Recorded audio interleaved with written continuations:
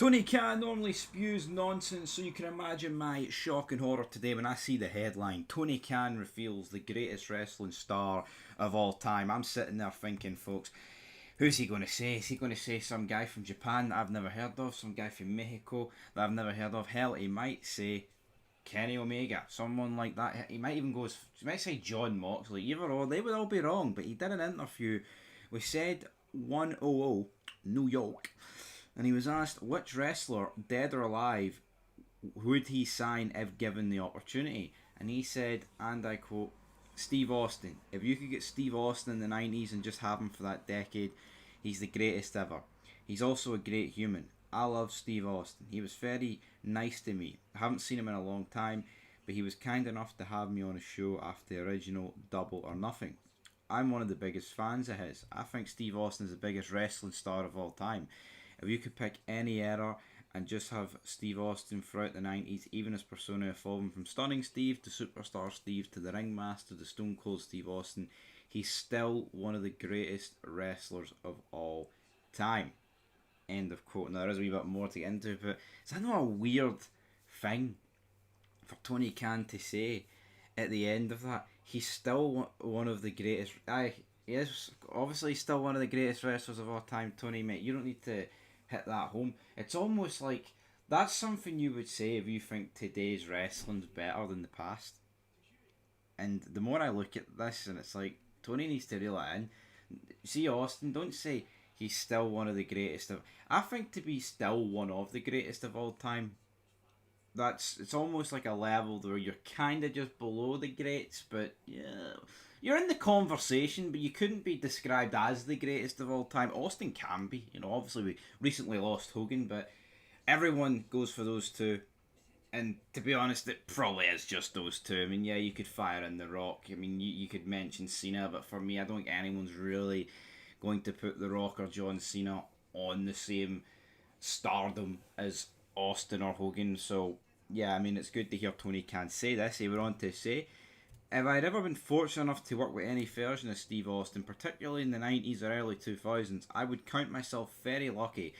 Honestly, I already consider myself fortunate just to have met him and have a nice chat. He was very positive about the original Double or Nothing. I did his show after the first Double or Nothing 2019, about 6 years ago, and he was incredibly supportive of the show. I'll say it again, I think Steve Austin is the greatest star of all time. End of quote. Well, we knew he wasn't going to say Hogan, because he blacklisted Hogan for AEW. But I mean, Tony Khan, see, for a guy that's got all the money in the world, you would expect his interviews to be a wee bit better. But then when you see him on TV, man, he just repeats himself over and over again. It's like, he was very positive about the original Double or Nothing. I did his show after the first Double or Nothing. It's like, yes, Tony, we get the gist of it, right? The Double or Nothing, brilliant, fantastic, all right, unreal. But you notice how like he keeps alluding, oh, Double or Nothing. I did a show back, Double or Nothing, original Double. That's 6 years ago, man. A lot changes in 6 years. How many AEW shows do we genuinely believe that Stone Cold Steve Austin has watched since then? I'm not saying he's not watched any, right? But I wouldn't be surprised if he's not watched any. And here, at the same time, guy probably doesn't watch a lot of WWE, because who would? I mean, how many times do you actually hear these people, like these legends of the past, like, I don't watch the product anymore? And can you fucking blame them? I mean, we're sitting here as losers talking about it. These guys are sitting on millions. They're sure as fuck not going to be watching it. They might get a wee bit clued up to a wee bit of knowledge when they're coming back for an appearance, so they can make the odd reference about someone when they're cutting a promo. Like you've seen that with Brett when he came back last year. But I mean, what did Brett say a couple of weeks ago? He says he doesn't watch the product anymore. No wonder. And I think that's another true sign to why wrestling's dead. All these guys that grew up with it, loved it, lived it, whatever, they can't be arsed watching it. To me, it's insane. It's like if you look at like the boom period, right? The late 90s into the 2000s. That's the boom period. See guys that wrestled in the 80s and early 90s, right? I'm not saying there wasn't guys that just stopped watching it, because here, maybe you were in the business but you just didn't care for it, and I understand that. But what kind of percentage would we actually be truly looking at of guys that weren't involved in the business in the late 90s into the 2000s but were in previous years? and just don't watch it because oh it sucks. It would be an insanely low percentage. But now you hear any of these legends or even mid carders for previous eras, they would speaking about today, man. They just don't care. They don't want to watch it. There's and to me that's the telling evidence that today's product has never been worse. But regardless of how many legends are watching from the past or used to, Tony Khan, that's his opinion, saying Austin's the greatest star of all time, and hell, I respect it. I second it, damn it. Like we said, Hogan, wrestling's biggest star, Austin.